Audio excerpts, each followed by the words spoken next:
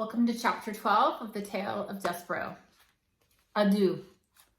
The sound of the drum changed again. The final tat disappeared and it became nothing but boom. Boom, boom, boom. Boom, boom, boom. Lester used only his tail, bringing it down with great force and seriousness upon the drum.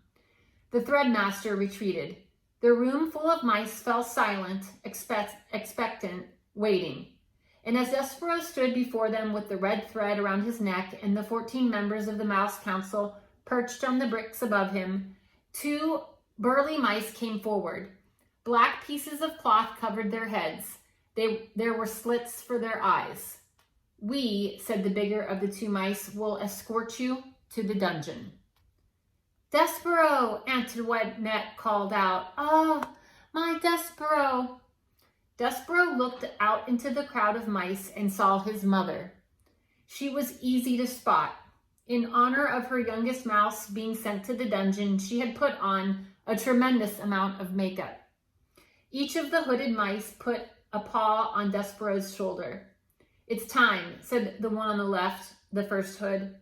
Antoinette pushed her way through the crowd. "He's my son," she said. "I want to have a last word with my son." Despereaux looked at his mother. He concentrated on standing before her without trembling.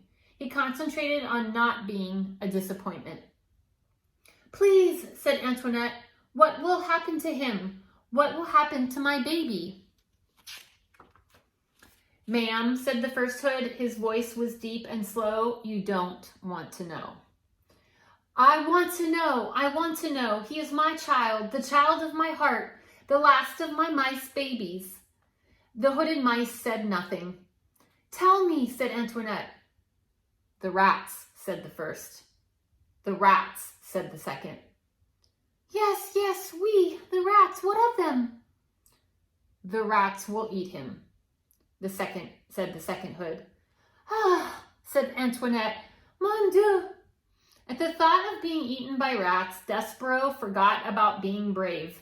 He forgot about not being a disappointment. He felt himself heading into another faint.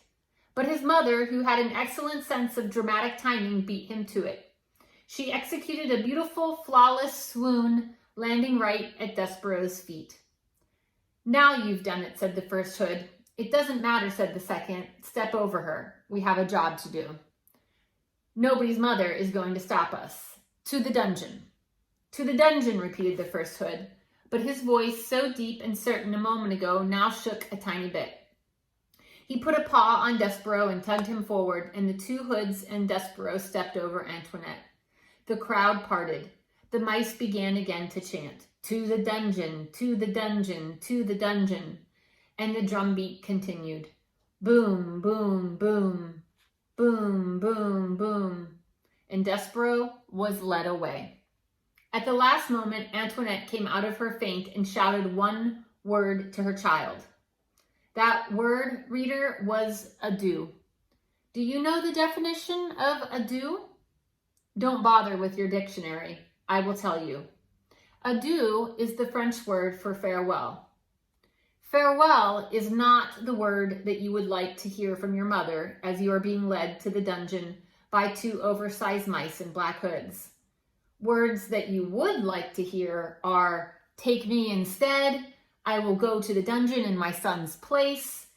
There is a great deal of comfort in those words. But reader, there is no comfort in the word farewell, even if you say it in French. Farewell is a word that, in any language, is full of sorrow. It is a word that promises absolutely nothing.